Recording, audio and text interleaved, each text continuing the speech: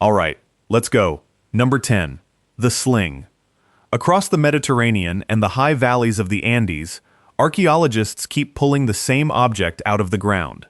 Small, heavier than it looks, tapered at both ends into a shape that fits the palm the way a bird's body fits the wind. They are called glandes, and they turn up in plowed fields, in siege lines, in burial deposits, in the scattered debris of places where people once tried to kill each other from a distance. They survive because they were built to survive. They were built to be thrown away. The weapon that launched them is almost nothing. A woven or leather cradle, 2 cords. That is the entire system. There is no frame, no tension, no mechanism, no moving part that can break. It weighs less than a modern smartphone and can be carried in a pocket, coiled and forgotten, until it is needed. In use, it produces a sound that anyone who has heard it describes the same way. A rising, whirring hum as the cradle circles overhead, building, tightening, and then a sharp crack as one cord is released and the stone leaves. The hum is the weapon charging. The crack is the weapon firing. The sling dates back at least 12,000 years, and some evidence pushes it earlier. That places it in the hands of people who had no metal, no cities, no writing, no agriculture worth the name. And yet the performance figures are difficult to accept. A skilled slinger could throw a projectile more than 400 meters. 4 football fields. That is farther than the early bow could reach, which means that for a substantial stretch of human prehistory, the longest ranged weapon on the planet was a piece of braided cord. Projectile speeds approached 90 kilometers per hour, which sounds modest until the mass is accounted for. A dense stone or cast lead bullet arriving at highway speed does not behave like a thrown rock. It shatters bone. It caves in helmets. Roman military writers recorded that sling bullets could pass through flesh and lodge so deeply that they could not be extracted. The Romans understood the psychological dimension as well. Their slingers cast bullets from lead, and before the metal cooled, they pressed messages into the molds. Insults, boasts, instructions to the enemy, taunts as blunt as "catch this," hurled at men who could not see who had thrown them. An anonymous weapon arriving from beyond visual identification, carrying a message. 22 centuries before the phrase existed, someone had invented psychological warfare and stamped it into ammunition. But here is where the sling stops being a curiosity and becomes something genuinely unsettling. Look at the shape of the bullet, not the rounded river pebbles used by casual throwers, but the deliberately manufactured cast projectile. It is biconical, tapered to a point at the front, tapered to a point at the rear, at its widest through the middle. It is, in outline, nearly identical to a modern rifle round. That form is not decorative. A biconical projectile presents minimal frontal area, sheds turbulence cleanly off the tail, and resists the tumbling that destroys the accuracy of an irregular stone. It is the solution to a problem in fluid dynamics that would not be formally described for thousands of years. Ancient slingers had no equations, no wind tunnels, no ballistics laboratories, no concept of drag coefficient. They had repetition. They had thousands of throws, and the memory of which shapes flew true, and which did not, and the willingness to melt the failures down and cast them again. They arrived at the optimal ballistic form by attrition, and they arrived at it correctly. The engineers who designed the round in a modern rifle magazine did not improve on the concept. They inherited it. That is the premise this entire countdown rests on. Not that ancient weapons were impressive for their time, that ancient weapons were solutions to permanent problems, and permanent problems do not expire. Physics did not update. Air did not become a different substance. The shape that flew best across a Bronze Age valley is the shape that flies best across a modern battlefield. And every soldier carrying a magazine today is carrying a decision that was made by people who had never seen metal poured. The cord rotted. The stone did not. Somewhere under a Mediterranean field, the ammunition is still lying in the soil, still the right shape, still waiting. Number 9. The spear. In 1994, in an open-cast lignite mine near the town of Schöningen in Lower Saxony, German archaeologist Hartmut Thiem was excavating a layer of ancient lakeshore mud when his team lifted something out of the ground that should not have survived. Wood, not a fragment, not a stain in the sediment where wood had once been. complete shafts, preserved by waterlogged silt that had sealed out oxygen for 300 millennia. They were spears, roughly 2 meters of straight spruce, carefully smoothed along their length. The tips hardened in fire until the pale wood darkened. 8 of them, eventually, along with the butchered remains of horses killed on that shoreline.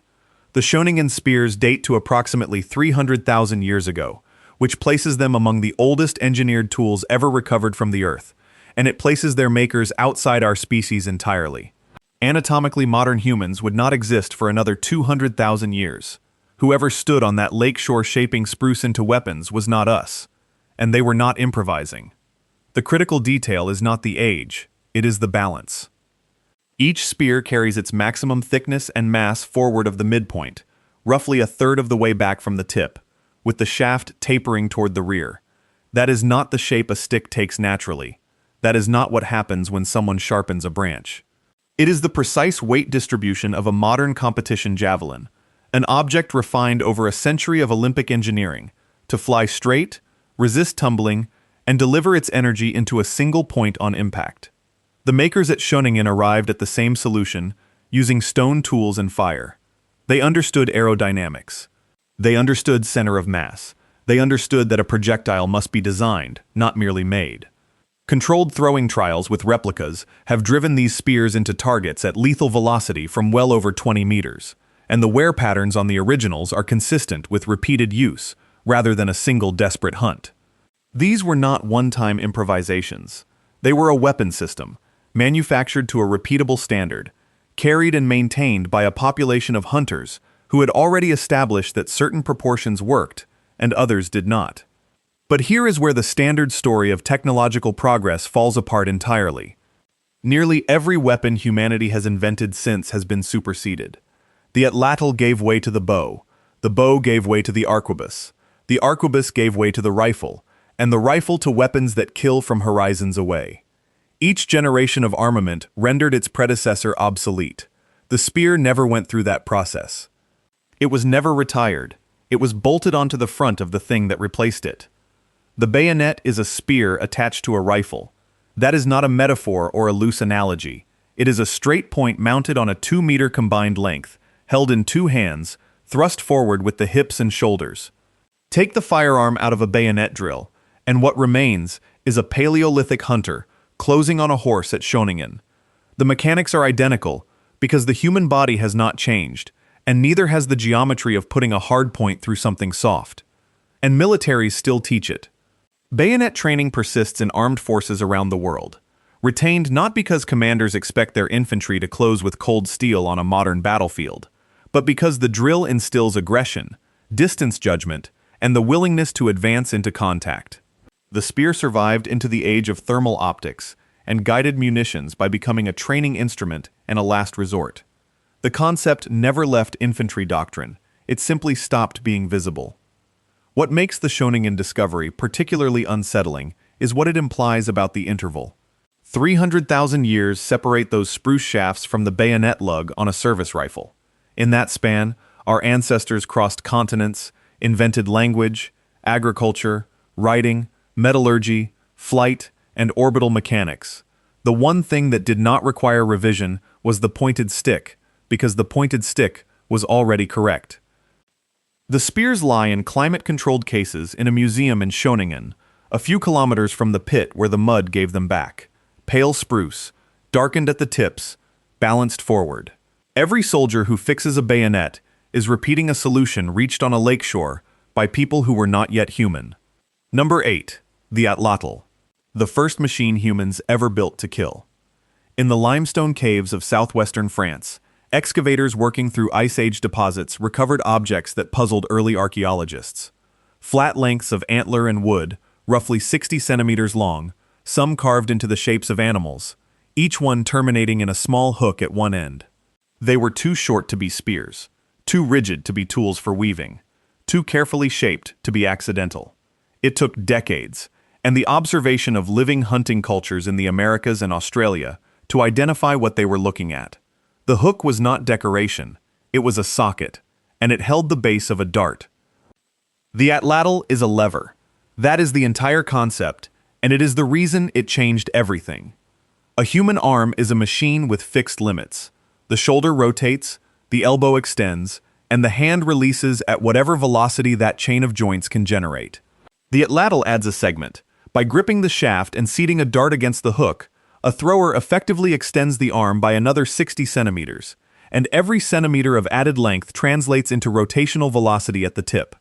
The dart does not simply leave the hand faster. It leaves carrying energy the human body cannot produce on its own. The numbers are not subtle. A dart launched from an atlatl travels at speeds exceeding 150 kilometers per hour, delivering vastly more energy on impact than the same shaft thrown by hand.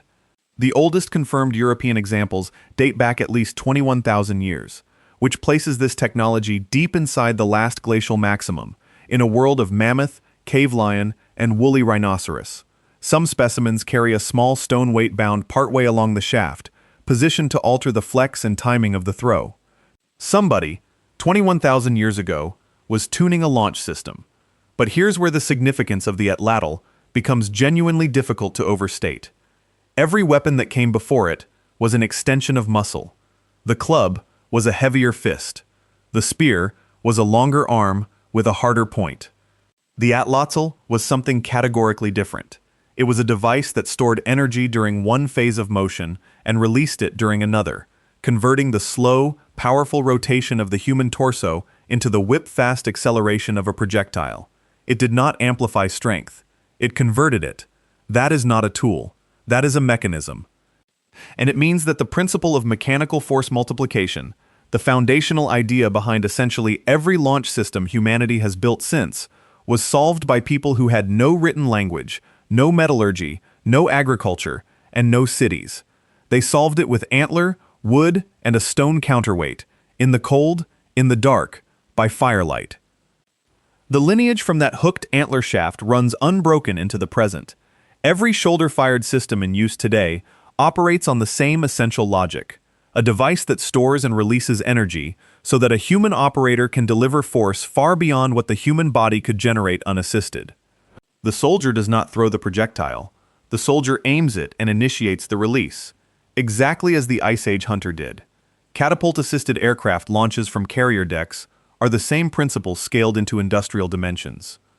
Energy is accumulated, held, and then transferred into a mass in a fraction of a second, sending it faster and farther than its own power plant could manage from a standing start. The steam and the hydraulics are new. The idea is 21,000 years old. What makes the atlatl particularly unsettling is what it implies about the moment it appeared. Before this device, hunting large and dangerous animals required closing distance. After it, a human could kill from beyond the range at which the target could effectively respond. Standoff capability, the defining objective of nearly all military technology ever since, was invented in the Paleolithic. Every doctrine built around reaching an enemy before the enemy can reach back begins with a hook carved into a piece of antler. The carved throwers still sit in museum cases across France, some shaped into leaping ibex, worn smooth by hands that have been dust for 200 centuries. They are labeled as art. They were the first machines built for war, and their descendants are still on the deck of every carrier afloat. Number 7. The bow and arrow.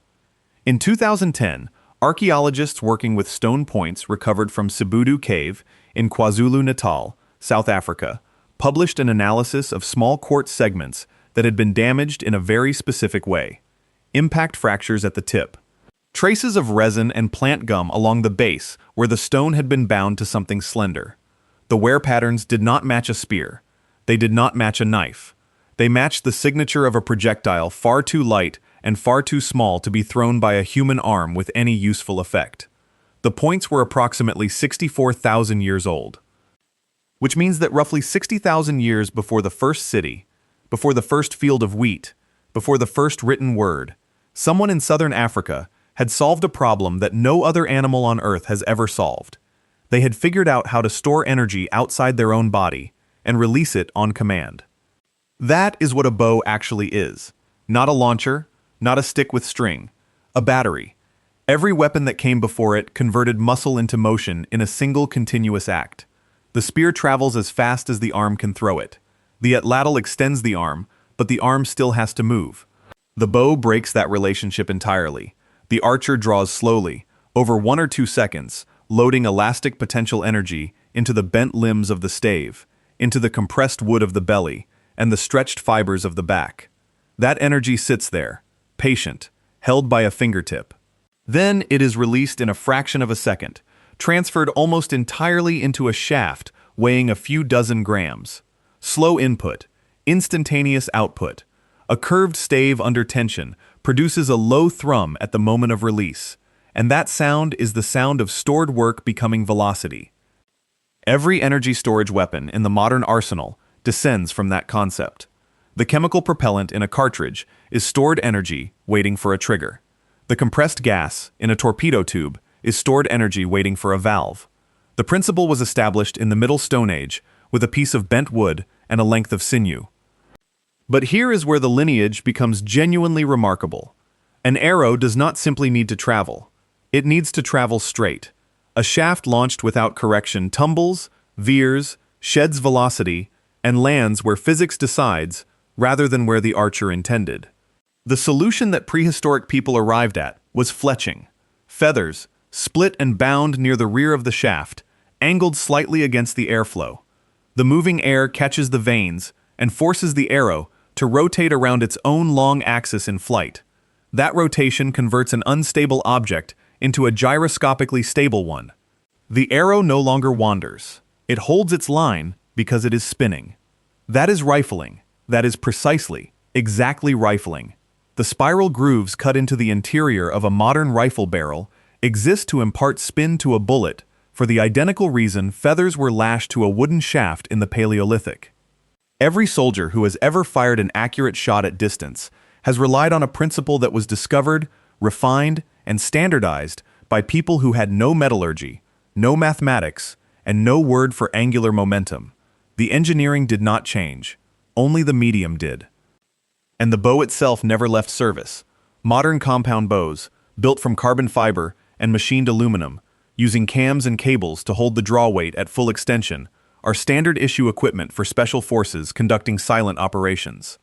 There are units operating today, with access to the most advanced small arms ever manufactured, who select a weapon whose fundamental architecture is 64,000 years old, because nothing else offers a lethal projectile with no muzzle flash, no report, and no chemical signature.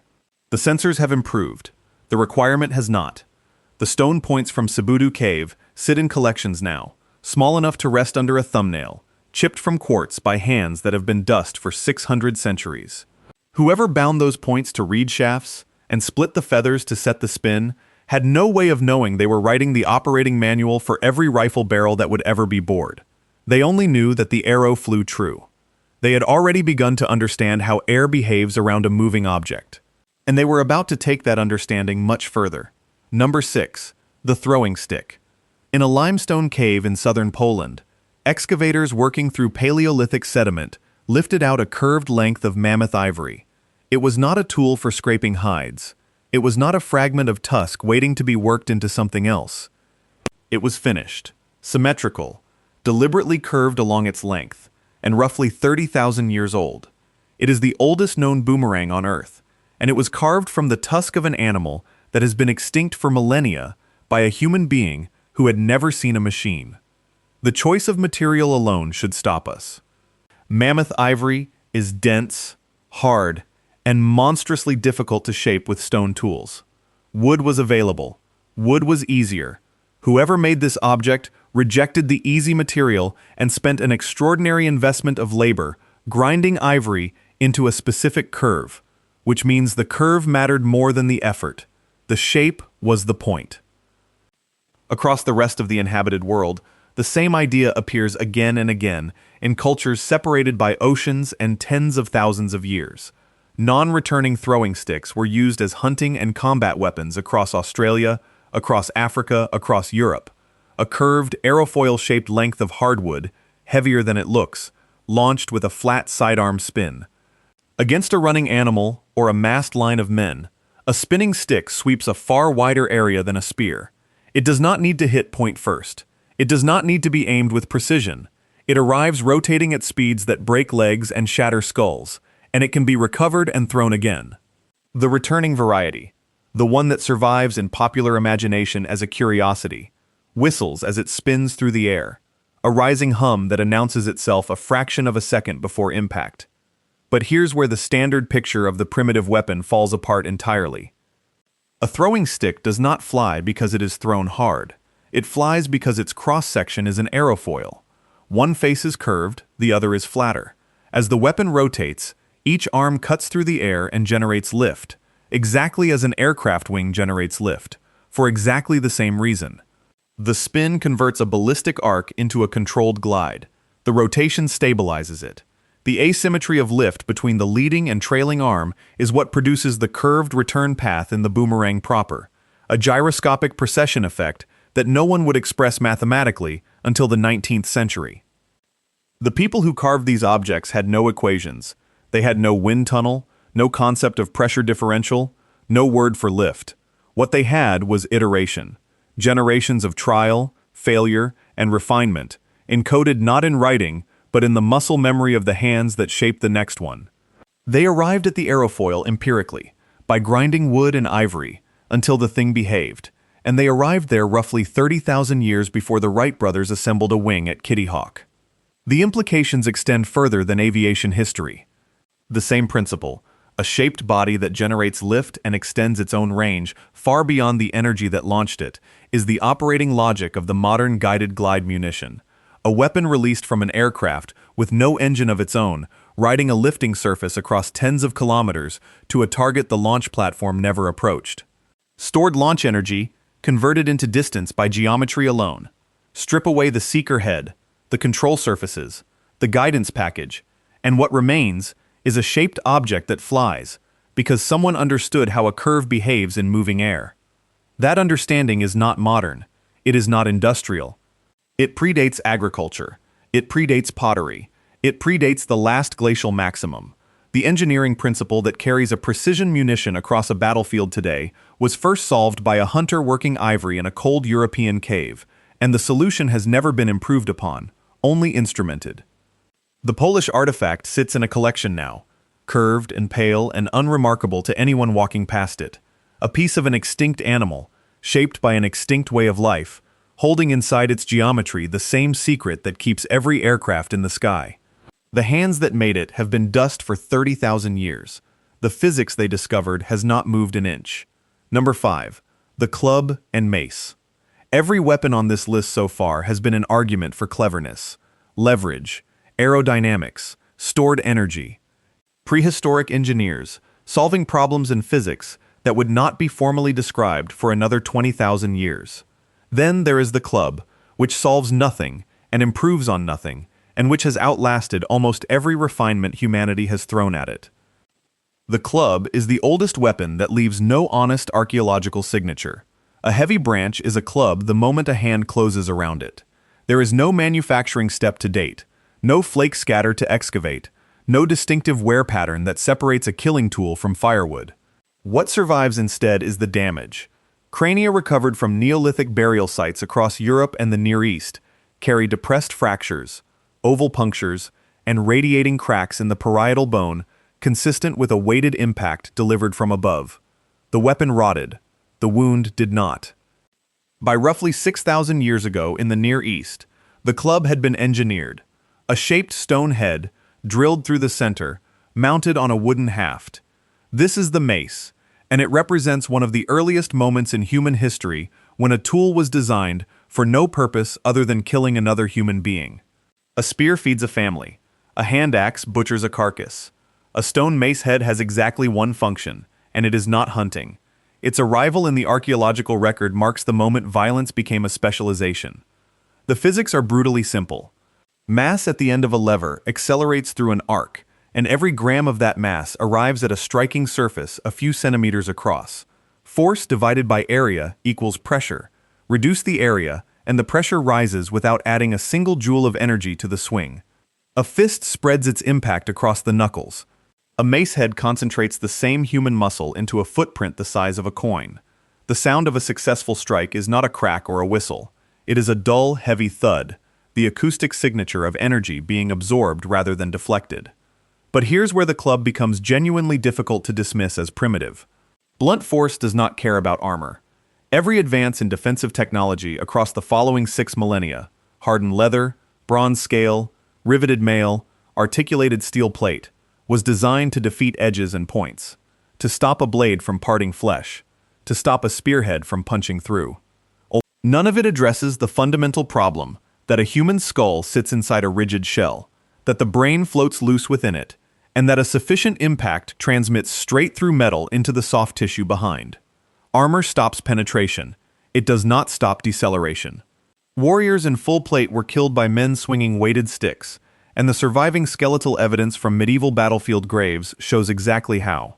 The lineage did not end. It never ended. The baton carried on a riot officer's belt is a club, refined in materials and shortened for control but identical in principle. The breaching ram used to defeat a reinforced door is a club, scaled up and given handles, concentrating momentum into a lock plate. The Halligan bar, the sledge, the entry tool slung across the back of a stack of men about to enter a building, all of them are stone mace heads on wooden hafts wearing modern alloys.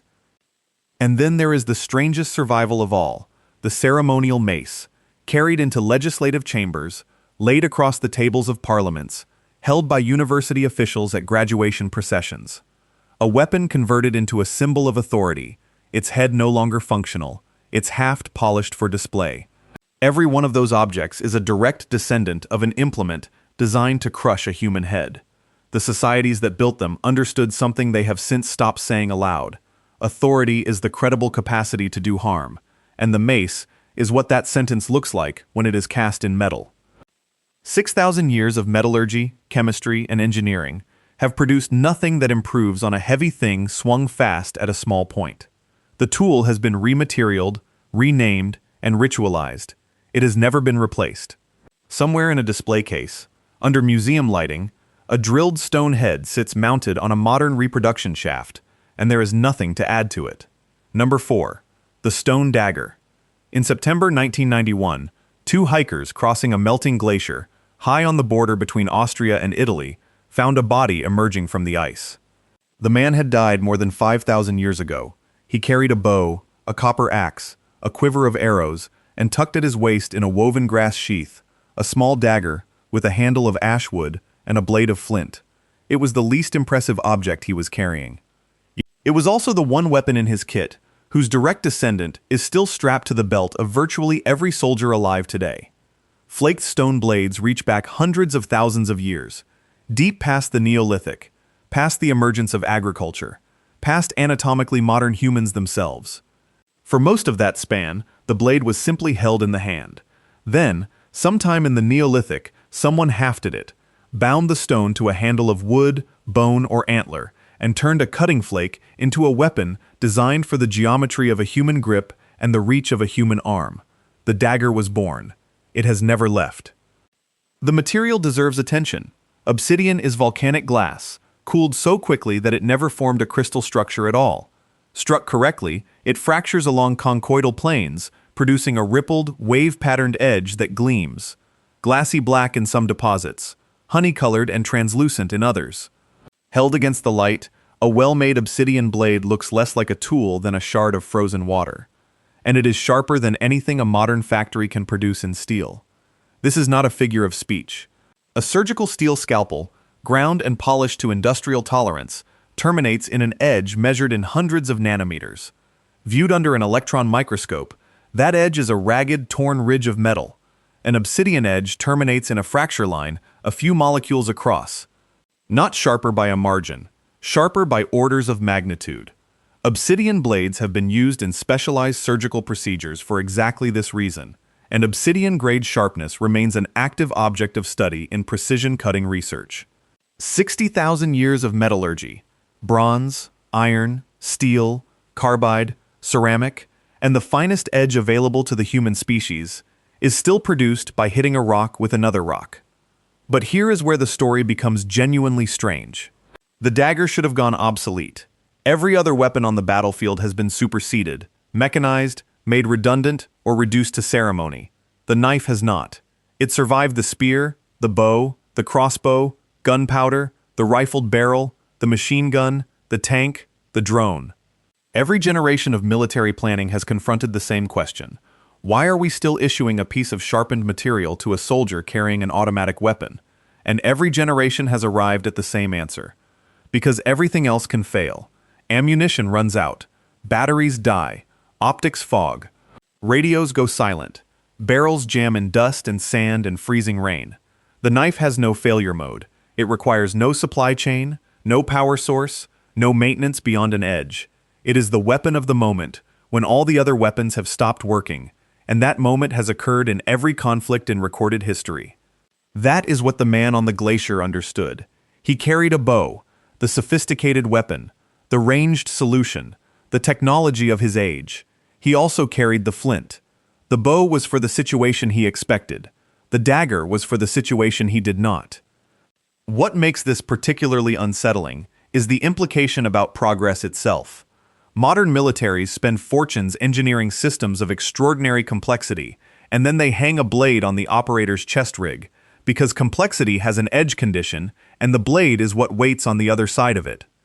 The last resort weapon of the Paleolithic is the last resort weapon of the present. The stone dagger did not survive because we were sentimental about it. It survived because a fracture line a few molecules thick is a physical limit, and we have not moved it.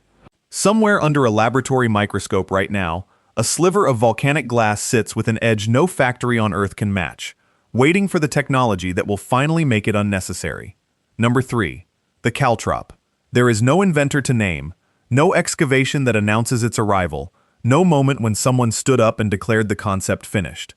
The caltrop simply appears in the archaeological and historical record of antiquity as a solved problem, already perfected, already scattered across ground that armies needed to cross. Its prehistoric antecedents are older still.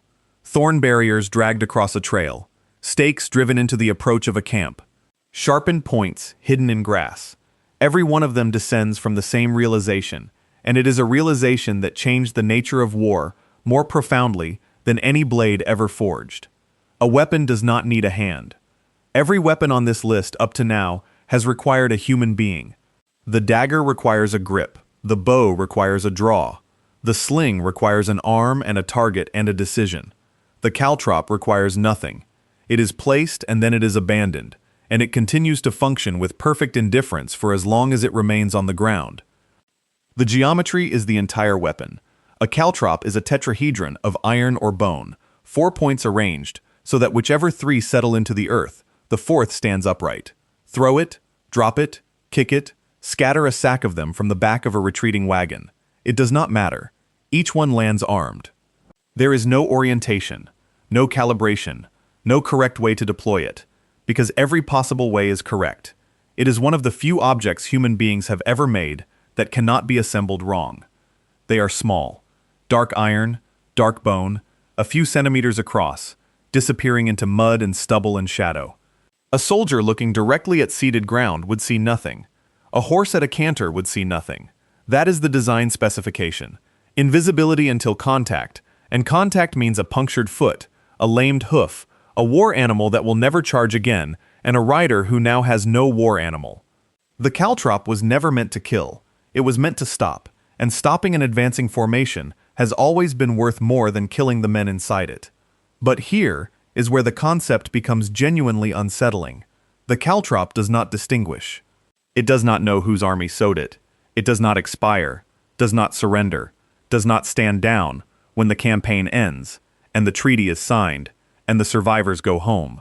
It lies exactly where it was left, fully operational, waiting for the next foot.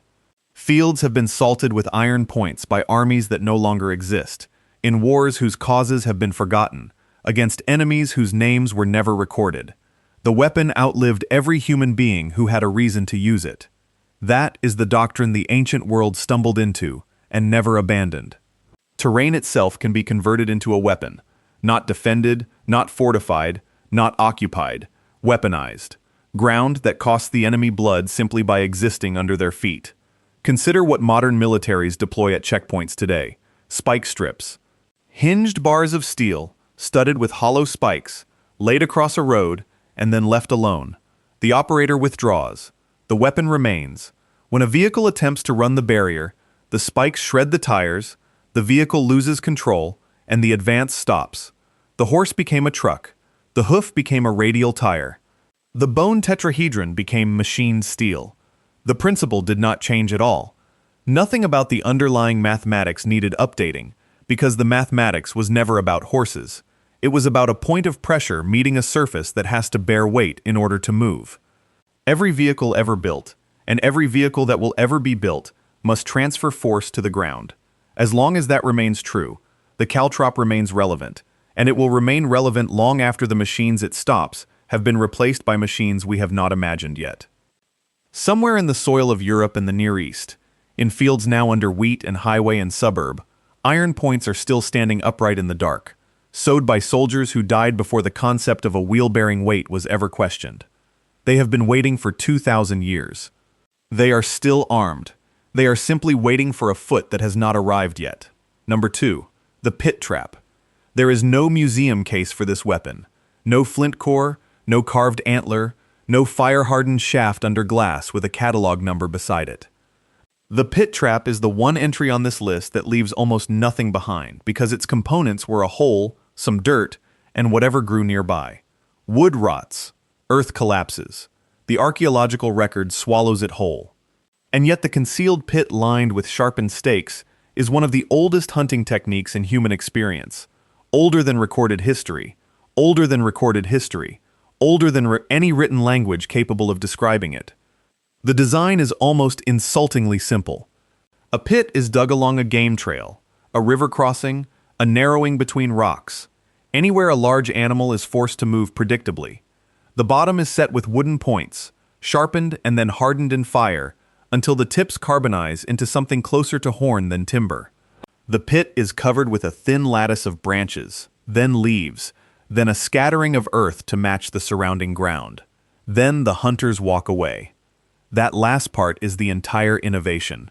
Every other weapon in human history requires a human. The sling needs an arm. The bow needs a draw. The spear needs a thrower standing within sight of the thing that can kill him. The pit trap needs no operator at all. It does not aim. It does not tire. It does not hesitate, or miss, or lose its nerve when something enormous comes crashing through the brush. It simply waits, indefinitely, for the world to deliver a target into it. A single afternoon of digging produces a weapon that remains armed for months. And it does not supply its own force. It borrows. This is the mechanical heart of the thing. A spear must impart energy to the point. A pit trap does the opposite. It channels the victim's own momentum, its own weight, its own forward motion, straight down onto the stakes. The faster the animal moves, the more catastrophic the result. The heavier the animal, the deeper the wound. Speed and mass, the two attributes that make a large mammal dangerous, are converted into the precise mechanism of its destruction. The trap is not fighting the target is doing the work. But here is where the concept becomes genuinely disturbing, because it did not stay in the hunting grounds. The same pit that killed a deer kills a soldier. The same principle scales without modification from prey to people, and at some point in prehistory, human beings noticed.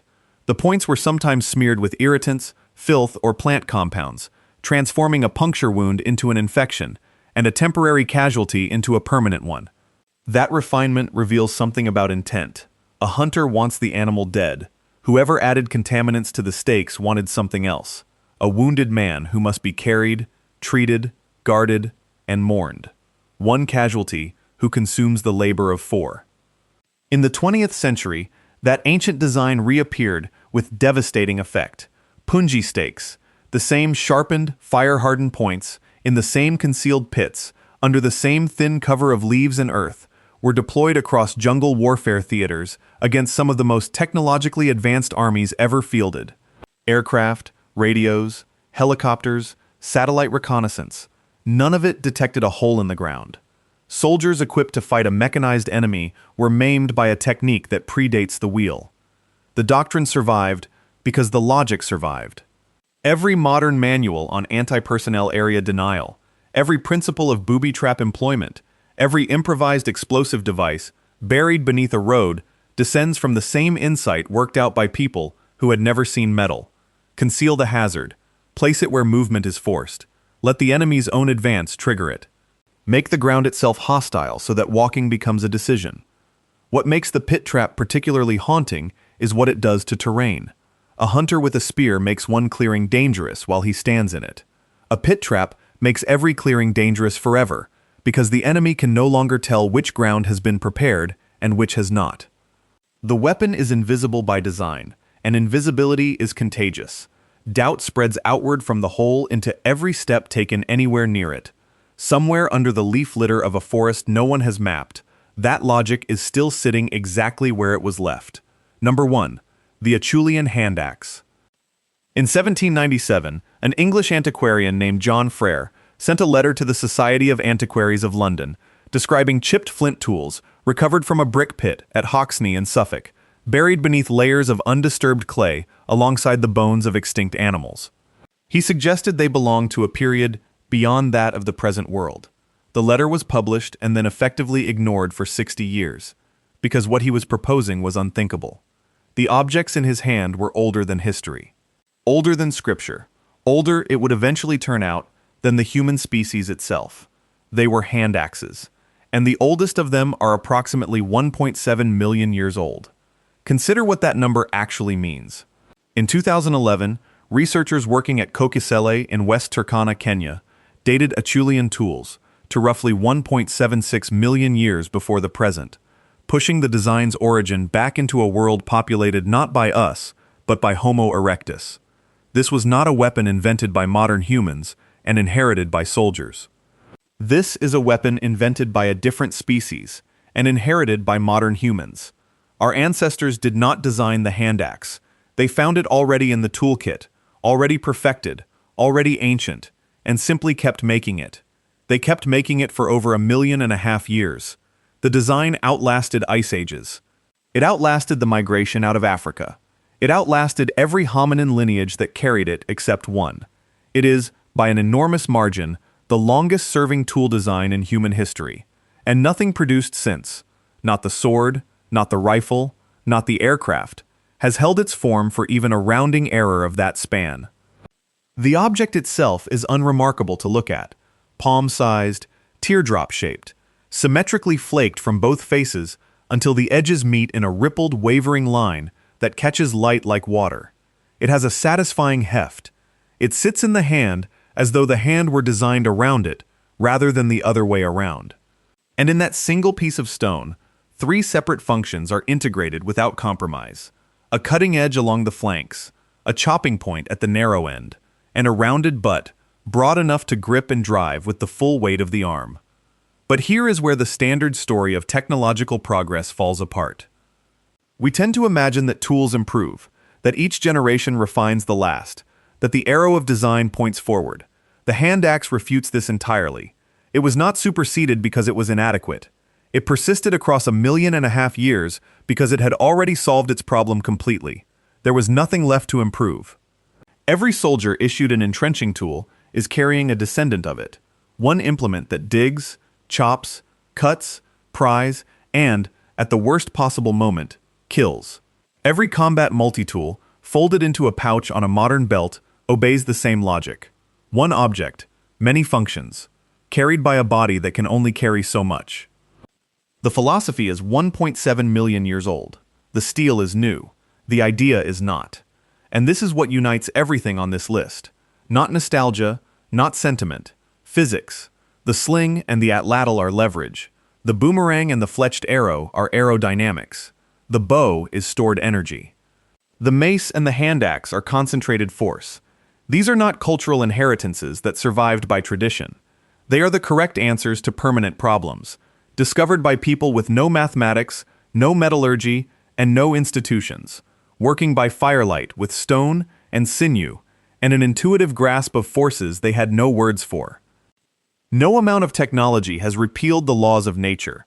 Guidance systems have not made lift unnecessary. Propellant has not made ballistics negotiable. Billions in research and development have refined the execution and left the underlying principles exactly where our ancestors found them. The hand axes are still there, thousands of them, scattered across Africa, Europe, and Asia, in such numbers that some sites are carpeted with them, lying in the dirt where they were dropped by hands that belong to a species that no longer exists. They are still sharp. They still fit the palm, and the people who made them solved a problem so thoroughly that 1.5 million years later, we are still carrying their answer into battle. If you want to see more videos like this, click the video on screen now and make sure to subscribe.